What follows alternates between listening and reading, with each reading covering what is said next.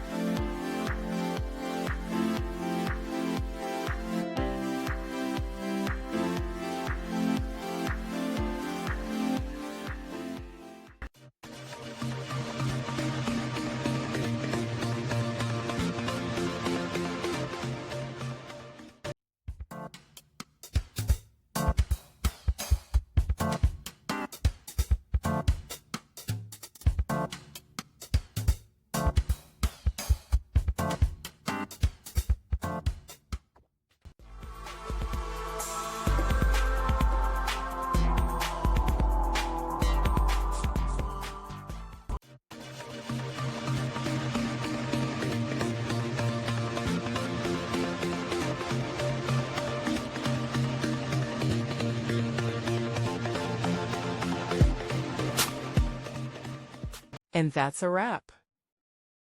I hope you found the answer you were looking for. If you did, take a second to hit that subscribe button. It really helps out. And let me know in the comments which solution worked best for you. See you next time in the debug zone.